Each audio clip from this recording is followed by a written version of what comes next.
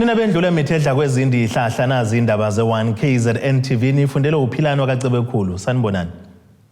Ake sibheke lezo ndaba esithi yizo ezihamba phambili namuhla. I-Independent Alliance ikhala ngeSelembe, kukhala ngobugebengu eHAMMARSDALE kanti alikabonakalo lwezokuthutha emthwalweni. Asibonge sinamukele kwindaba ze1KZNTV. Iqembu Independent Alliance kwisifundazwe KwaZulu-Natal selizwakalisa ungenami kwalo ngomasipala wesifunda iLembe osola ngokuqasha inkampani enogada okuthiwa kwamisa isitifiketi sokusebenza kwayo ngonyaka u2014. Lokho kuvela kwistatimende esikhishwe leli qembu njengoba liye laveza nokuthi ke le nkampani ikhokhela isigidi samarandi ngenyanga kuwona lo masipala. Ongumholi waleli qembu uthemba kokwenza uphenyo lwabo mayelana nokuqokwa kwayo le nkampani njengoba iyoqeda inyanga yesibili kulonyaka bathola ukuthi isitifiketi sokusebenza kwayo samiswa eminyakeni eyishagalombili eyedlule. Sitholile i-appointment letter qala yokuthi baqashiwe sihamba soyibhekela thina buqu sathola ukuthi amagazi wabo khona emasayithini weLembe. Sabuyela sawu-confirma futhi ukuthi ingabe isitifiketi sabo sabuyiselwa eNosira. Certificate sabo asikabuyiselwa eNosira sise-outstanding. Emva kwalokho ke sibese sibhalela ke uMM sifuna ukuchecka ngalokho. uMM ayikho impendulo ecacile asinikeze yona. Kodwa kuyabonakala ukuthi kukhona lapho naye angeneme khona taking from a response yakhe. Unhleko uthi kumanje sebebhalele umnyango wezokuphathwa komasipala bewunxusa ukuthi uphenye ngalolu daba. Sibuyile ke lapho sabhalela uMEC wakwaCocta noma uCocta itself sifuna ukuthi angenelela investigate lento. So ke salindele kama responses lapho but besingezithuleke njengeqembu sibona xhashaza imali abantu bakithi kusenzela ama favors inkampani ezithizene ezisondele nezikhulu ezithizene zikaANC. Leli qembu linesihlalo esisodwa kumasipala iLembe lingelinye lamanye abekade ufuna ukukhipha iANC kumasipala wakaDukuza ngoba bethi abaneme ngendlela lomkhandlu oqasha ngaye abasebenzi. Landa ama former councillors weANC azoqashwa kwaDukuza baningi ke abanye sibathintile ilokuqasha kwabantu abama of Schwartz weunion sam labelanda khona izihlobo zabo abashana babo odadewabo nezingane zabo. Ngaphandle nakhona kokulandelwa kwema processes afanelekile ukuqashwa kwabantu. Asithulanga ke nakhona lapha umsakazi simthintile umeya wangaresponda sathinta uCocta kwaDukuza kwiprovince ukuthi akakhulume nomeya kwaDukuza. uCocta umbhalelile umeya kwaDukuza ukuthi akaresponde noma investigate lama allegations abekwa iIndependent Alliance. Kuze kuzoba namhlanje akakaze aphendule umeya akaze asho futhi ukuthi how far she has gone in terms of law investigations. Uthintiwe umasipala iLembe kodwa kwaze kwashaya isikhathi sokuya emoyeni ungaphawulile. Ngudebo Sibisi eThekwini. Ukudlanga kobugebengu endaweni yaseHAMMARSDALE KwaZulu-Natal sekholele ekutheni inhlaka zomphakathi zisukume izama indlela zokulwa nabo. Ubuholi bomdabu bendawo kanye nophiko lomphakathi olulwa nobugebengu phecelezi ngolwasemzini Community Policing Forum babhunge nabantu besifazane ngenhloso yokuthola isisombululo sokunqanda ubugebengu. Laba bathe enye inkinga ababhekene nayo abantu abafihla izigebengu kanti abanye ababika amacala emaphoyiseni.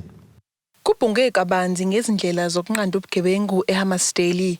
Ugugu Madonsela uthe bafuna isisombululo. Ubungaza kwethi ilanga lo mama namhlanje sizoba nama commissions isidikada inkinga ekhona kule ndawo then uma sesiqhama nama resolution egcineni la ma resolution iwala zokwenza safety plan nale ndawo ukuthi ibe namandla ikwazi ukusebenza zonke lezi inkinga ekhona la emphakathini. Obviously sayithola safety plan sesiye police station nabo basebenze ngayo futhi kule ndawo sineyinhlaka ekhona ke ezikhothele kakhulu sino CPF sino CCPA uCommunity Policing Forum wendawo okhona naye nabo namhlanje zonke lezi zinto sisebenza nabo ukulwa nabo lobugebengu obukhona eMpumalanga. Ubuholi bomphakathi nabo buthe buzibophezele ekutheni kubuye isithunzi sendawo. Nanqabona bukhona impela ubugebengu ngendlela eqakileyo.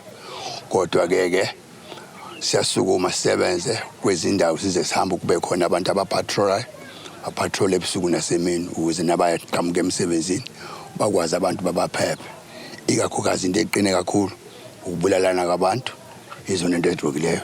Ikhona ukukhona nerephu ke ibility kakhulu ekhona nokuphucwa kwabantu ikhwama lapha nalapha izona into ezikhona emphakathini. Umhlahlandlela okhona ukuthi okokuqala abantu bangayisifihli igebengu uma uqhamuka kubikelwa amaphoyisa asuke ngoba noma ngahlangana amaphoyisa asebenze kodwa ke uma umphoyisa wona umphakathi wona qobo lwayo ungakabi nalo iqiniso lokuthi uphumele obani ngoba kulezi izizwe iyona nto abadla ngayo abamhlophe nezo zonke izizwe ngoba bona uma ebona ubugebengu uyasukuma busukumele kuzomesona nakho izinga lobugebengu lakho elokishini esilakhele newade ngikuyona linyukile kakhulu oma hijacking ukubulawa kwabantu ukudayisa kwama drugs so sesidecide somphakathi nomama bendawo namaphoyisa ukuthi asike senza ama program so alethe emphakathini esiphila kuona ukuze icrime yehle. Induna uBonkosi Khuzwayo ithe ifisa kwandiswe amaphoyisa. Isisombululo isona lesi esenzele ukuthi kuhlangane kulolu suku lanamhlanje abantu besifazana imbokodo ikidikide nayo ngalesihlava esikhona esemphakathini nokuthi ke uhulumeni wethu asibhekelele ngezinto zokuvikela emphakathini asandisele kule ndawo amaphoyisa nezinto zokusebenza. Abantu besilisa siyafisa ukuthi kubona abasithatha isinyathelo sokuba babahlonipha abantu besifazane babathande njobe mandulo umuntu wesifazane wayethandwa ehlaliswe ekhaya angayisho kuyosebenza ahlale ekhaya. Siyakucela kubantu besilisa kuvuke lelo siko lethu lokubathanda abantu besifazane sibavikele ngezikhathi zonke nabantwana abazalele bona sibathande sibavikele ikakhulu bayiswe ezikoleni abantu besifazane bafunde nabantwana bafunde umfundo ke ayikhulelwa. Ezindabeni ze1KZNTV kubiku Ayanda Dube EHAMMARSDALE. Umnyango wezokuthutha kuzolonke wethula ke ngokusemthethweni umkhankaso operation zonke ekuqaleni kwenyanga kaNhlaba lapho ke bebehambela indawo eziningi bevala ke imbobo emgwaqeni phecelezi ama potholes kodwa akumphakathi wasemzumbe othuthwini ogwino seningizimu KwaZulu-Natal ukhala ngokungavala kwembobo emgwaqeni ezilimaza imoto zabo ngokusho komphakathi lo mgwaqo usuneminyaka kulesi simo kanti ulinyazwa amanzi agelezayo kuona lo mgwaqo ekhuluma ke neziko lezindaba uSifiso Dlamini oyilungu lomphakathi uthi uphoqeleka ukushintsha amasondo sonke isikhathi lesi ngoba lo mgwaqo uyawalimaza. Umnyango wezokuthutha kuzwelonke wethula ngokusemthethweni umkhankasi operation vala zonke ekuqaleni kwenyanga kaNhlaba lapho bevala khona izimbobo emgaqweni phecelezi ama potholes kodwa umphakathi wasemzumbo othuthwini ogwino seningizimu nesifundazwe KwaZulu-Natal ukhala ngokungalungiswa komgaqo uD954 ilungu lomphakathi uSifiso Dlamini uthi umphakathi sebekhathele ukwenza imizamo yokuthi balungiselwe lo mgaqo okuwukuthi umasipala wasemzumbe uthi lo mgaqo omnyango wezokuthutha hlala kuona lo mgaqo lo omumbi kanje anamaphotholo angaka nginamabhizinisi futhi nginamakhumbi awu7 amakhumbi amarana kulo mgaqo every day and ahleze staka futhi la every time makufika imvula we back to square one la obona khona ukuthi sekunama potholes kanje and usiza silithonhlo and abafuni futhi ukwenza lo mgaqo. I think ngaba yiloko nje akwazi ukuthi umgaqo onesibhedlela ono education ono sasa ungaba kulesimo kusona and siyacika nje indaba lo mgaqo uyabona and angazi futhi kufuna sikhale kubani utransport ukuphonsa le ilabo bamasipala bawuphika bathi akona wabo bathi it belongs to Department of Transport. Mgaqo lo usuyasicika and sesikhathele futhi somphakathi. Uziphendulela umasipala wasemzumbe ngodaba lalo mgaqo ophethe ezokuxhumana kulo masipala uthi khona imihlangano eke yabanja ngodaba lalo mgaqo athi ungaphansi komnyango wezokuthutha. Lo mgwaqo lo waya obelonga kwa Department of Transport kodwa ke njengomasipala njengesigaba sika government esikeduze kwabantu sa coordinate imihlangano eminingi la khona ama stakeholders ayithinteka ukuthinta uDepartment of Transport no ku district municipality no public works ngoba ezinye zezindlela lapha zibelonga ku public works okwenzeka ke yonke into yenziwa uDepartment of Transport yase ikubona yonke into ekuthenini appoint contractor ozolungisa lo mgwaqo lo yana so engicabanga ukuthi ama delay amakhulu angako Department of Transport ekutheni wayo umgwaqo ngalungisiwe. Imizamo yokuthola ukuphawula komnyango wezokuthutha esifundazweni ayiphumelelanga yonke imiyalezo abebethunyelelwa yona ngodaba lalomgaqo abazange bayiphendule. Mbukele njengoba ubona emva kwami intsha kule ndawo isizakhela amathuba omsebenzi ngokuthi zonke izimoto ezidlula kule ndawo zikhokha R2 ngokuthi bavala ama-pothole.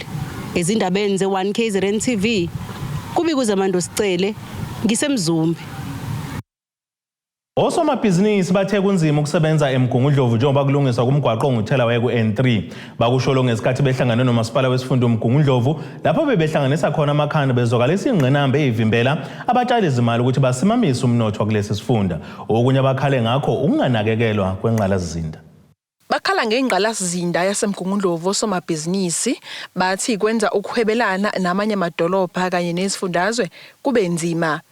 Ikakhulu njengoba kulungiswa nothela wayeka umgwaqo N3. Umengameli wePietermaritzburg and Midlands Chamber of Business uyanaba. At this moment in time, our roads and our road infrastructure between Johannesburg and Durban, trucks coming down our roads are becoming such that it probably takes transporters an hour extra in their travel times to get from Johannesburg down to Durban and then obviously back up to from Durban to Johannesburg. The main reason being all of the construction work that has been going on at Town Hill, and in fact it's become dangerous and also dangerous to our economy. I think if you take into consideration the amount of fuel being burnt going up and down hills, the accidents that we've had on the roads, it's been quite tragic lately and we've lost lives on those roads. We do understand that this is a construction process and that the end result in a few years' time will probably eliminate all of the problems we have now, but right now it's a little bit of a crisis and something has to be done to focus on making a more safe and conducive environment. Imeya yomasipala wesifunda uMgungundlovu uMzizuma uthe bafuna izindlela zokufukula umnotho. Ezinye zazo yilokho kuthiwa i-economic recovery program ukuthi uvuselela kanjani umnotho emva kokuba ukhahlamezwe i-COVID kanjalo nama-July unrest nezinye izinto eingenza ukuthi kudodobale ukukhula komnotho. Enye izinto esizoyibheka kodwa enye into efanele ukuthi ibhekwe ilesi sakhiwo yokuthi kwenziwa kanjani ukuthi izimo nje zokusebenza kube ngaba kuhulumeni noma kwi-private sector ukuthi kube ilezi ezibagqugquzelayo abasebenzi ukuthi bavuke zonke izinsuku baye emsebenzini. Kodwa okunye okufanele ukuthi kubhekwe ilesi sakhiwo ukuthi usimaniswa kanjani umnotho wasemakhaya kanjalo nasemalokishini lokho kuphecelezwa kuthiwa i-rural and township economy. Omunye usomabhizinisi uthe umnotho uyaphuma ezindaweni zasemalokishini. Umnotho uyaphuma out of emalokishini. So now our approach now is saying that instead of seeing the 75% getting out of the location, immediately that rents land itself in the palm of a hand of our communities. 75% of it goes outside. So we're saying that instead of 75% going out, that 75% should remain within the township and rural communities. But then how do you do that? You must then create a conducive environment for businesses to thrive. By so doing, then the monies will be able to be spent within the communities. The container mall concept, all it says is that let's all be in one. Ezindabeni ze1KZNTV ngu-Ayanda Dube. Ake siye etolo mbukele siyabuya nezinye zeindaba zethu.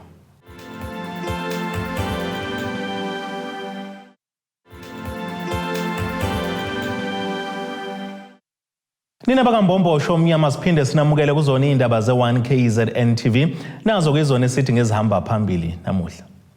I-Independent Alliance ikhala ngeselembe kukhala ngobugebengu eHAMMARSDALE kanti alikabonakalo lwezokuthutha emthwalweni.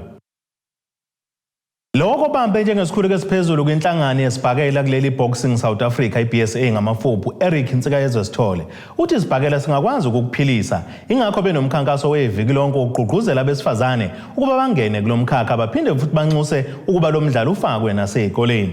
Ekhuluma ke neziko lezindaba uMondisi uveza ukuthi ke kube nesasasa elikhulu ngenkathi bevakashele izikole ezisempangeni. Inhlangano yengamele isibhakela kuleli Boxing South Africa ihambele esifundazweni KwaZulu-Natal ukugqugquzela abesifazane ukuba bangene kulomdlalo njengoba besemathubeni ukuthi bangakwazi ukuziphilisa ngalomdlalo.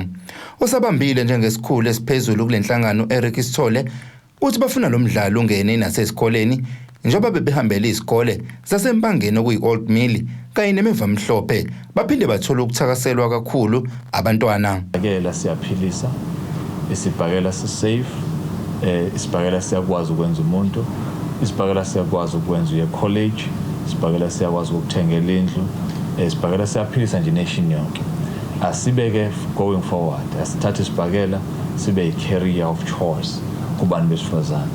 Siyazi ukuthi emidlalweni wesibhakela unabantu abanjengo-Mayweather. Sikuzele ukuthi-ke ake sithole o-Mayweather besifazane, ake sithole o-Mayweather ake sithole o-Mike Tyson besifazane, ake sithole o-Sugar Boy besifazane, abantu abazoba ama-future champions. So we are raising sizela sitheke ake sihambe siyofuna new talent. Yilokho esifike sakwenza-ke la sahambela izikole Richards Bay, sahambela izikole empangeni Old Mill, saya emevamhlophe. Le nhlangano ibihambisana nentokazi esayincane esanda kunqoba indondo yethusi emidlalweni wama-Commonwealth Games uphiwe kuhle Mnguni odabuka eTanding. Umnguni uqhuquzela besifazane uba basukume bazithathe kulomdlalo. Ake ukencourage wonke umuntu oyintsha wase South Africa ekakhulu futhi amantombazana ukuthi bengenelele ku-sports noma ngasasisi sibhakela kodwa nje ku-sports because sports siyasiza siyangifundisa nje kuyimanje uDepartment of Sports and Recreation uyena ongifundisayo uDSR banginika ibhasari. So isports ukuphila siyakhona ukuphilisa siqoqe nasemgaqweni ungabe uvanzi. Inhlangano esebenzisana neBoxing South Africa isanabo ithi siningi izinselelo ezikhona esibhekene nabashayisibhakela abasuka ezindaweni ezisemakhaya. Kanjalo nalowo wakwabe umshayisibhakela ovelele uDokotela uThulani 3 second kwanyana ushayele ihlombe lezikhulu ngokuhambela izikole uqhuquzela imbokodo uba ingene kulomdlalo. Buka ikhono lakhe kusho ukuthi ziningi ingane ezikhona emakhaya ezinekhono leli analo kodwa zivinjelwa ingqalasizinda ezibonakala ekuthini ukuthi ziyinkinga endaweni esiphuma kuzona emakhaya. Atshengisa ukuthi iboxing into ayithanda ngaphakathi akayisebenzi ngoba ehola kuba yi-CEO. So abahola abanjalo kade ngibafisa ukuthi bebe khona. Engihlele ngikhuleka uNkulunkulu ngithi Nkosi ngicela usesikhethela abahola abasinakekela ezintweni ezihlukene zezemidlalo ngoba ngize ngathi namhlanje uthisha omkhulu ngamnikeza igama sengimnikeza igama lokuthi uthisha omkhulu ukuthi afundise obunye ubuholo obuyomlandela ngoba ezindabeni ze1KZNTV kubikuthi abantu maphumulo empangeni. I-South Durban Community Environment Alliance okuyinhlangano engezinzuzo elwisana nokucekelwa phansi kwemvelo ihlanganisa abantu besifazane abaqhamuka endaweni ezahlukene ngenhloso yokubungaza inyanga yabantu besifazane ngokuthi bacobelane ngamathuba akhona nabangawasebenzisa ukuyiphilisa bona kanye nemindeni yabo. Khuluma ke neziko lezindaba le1KZNTV omunye wabesifazane oziphilisa ngokudoba uzodwa Khumalo uqhuquzela abanye abantu besifazane ukuba bangabukeli phansi lomsebenzi njengoba ethi ke usufana netoho lakhe akaziphilisa ngalo yena qobo kanye nomndeni wakhe. Abasifazane abaqhamuka ezindaweni ezahlukene babungazeke inyanga abantu besifazane kokuthi ke bahlanganyele ndawone bacobelelana ngolwazi lwamabhizinisi ikakhulukazi ke labo abasemkhakheni noma benza imisebenzi esondelene nemvelo okubala phakathi ukudoba ezolimo nokunye. Lo mcimbi uhlanganiswe inhlangano engenzi inzuzo elisana nokucekelwa phansi kwemvelo ebizwa ngokuthi ke South Durban Community Environmental Alliance. Because we are an environmental NGO, non-profit and non-political. So we take no profits and we are here solely for the people and the environment. 100 women from areas all around Richards Bay, Tugela, Mtunzini, and we are here to celebrate Women's Month and to highlight issues around gender inequality, because gender inequality is not only in issues like gender-based violence, but it is also an issue when it comes to climate change. So our theme this year for Women's Month is Women Against Oil and Gas. The national theme is Break the Bias, Women Today for a More Sustainable Tomorrow. Abantu besifazane bathola ke ithuba eliyingqayizivele lokuthi ke bathola ulwazi emkhakheni efana nokudoba neminye njengoba kukhona ke besifazane abaziphilisa ngakho yizeke noma lo mkhakha uthatha njengokuthi ke ungowamadoda baphinde ke bakhuluma nangungangalingani kobulili. Natural disasters occur like the floods that happened recently. Women are not affected as equal as men are, because when it comes to rebuilding infrastructure and getting the world back to normal, men have more of the construction jobs while women are left behind. They have to take care of the homes, of their kids, of the food.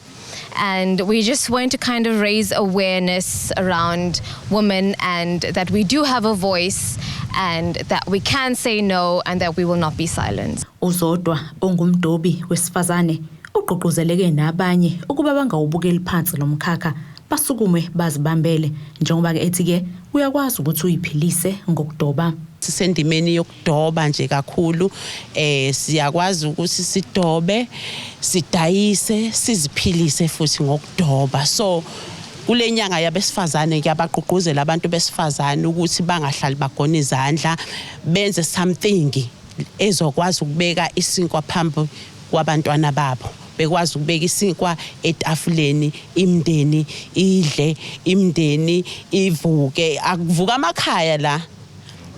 Siyabantu besifazane siyakwazi ukwamisa amakhaya, siyimbokodo siyakwazi ukwamisa amakhaya.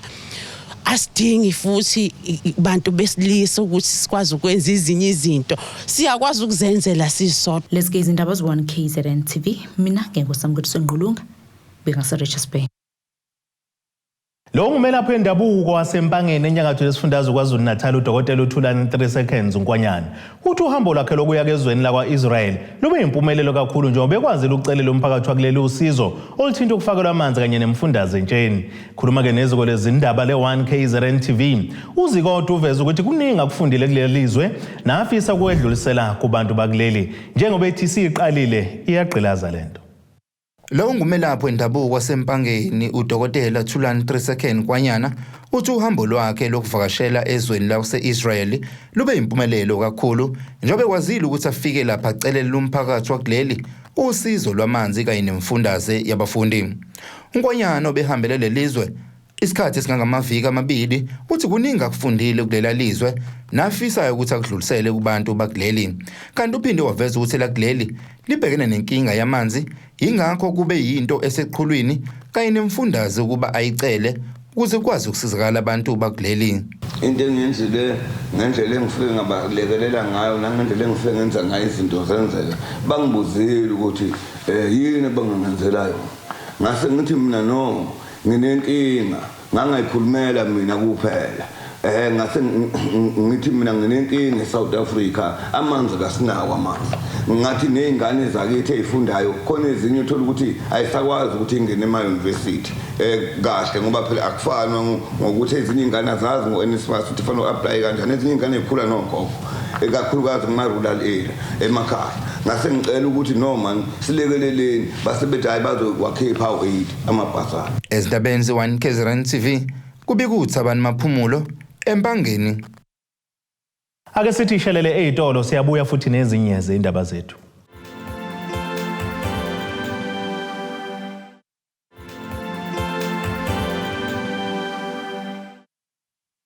Mina bendloveni amandla sibonge siphinde sinamukele nisabukele zona indaba ze1KZNTV nazo kuzona esithi ngezihamba phambili namuhla. I-Independent Alliance ikhala ngeSelembe kukhala ngobugebengu eHAMMARSDALE kanti alikabonakalo lwezokuthutha emthwalweni. Ake sibheke engosini yezomnotho.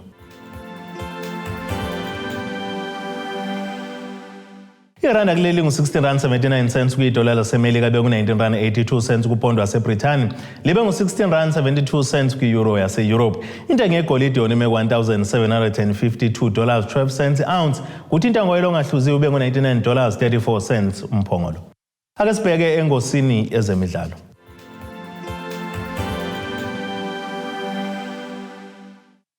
Bathembisa ukukhuphula izinga abasubathu abamele isifundazwe KwaZulu-Natal kumqhudelwano wezokugijima kuleli Comrades Marathon okulindelwe ukubanjwa osukwini lakusasa. Lo mqhudelwano osuneminyaka engama-95 wasungulwa ukhuza ke ebuya ngemuva okungabikho kweminyaka emibili ngenxa yombhedukazwe we-COVID-19.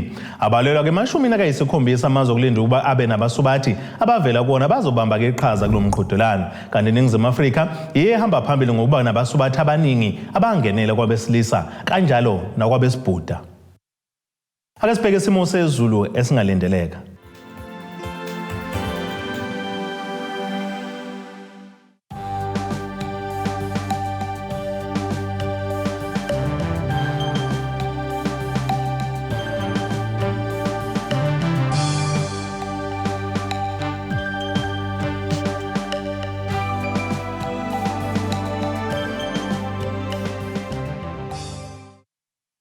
Nina bovava lenkunzi yakithi kakhetho umthandaka igwebi ichoma ngazo zombili ziyaguqa bese iphaka namuhla kamzimba umntwana nethimba lonke le indaba sithi khumu.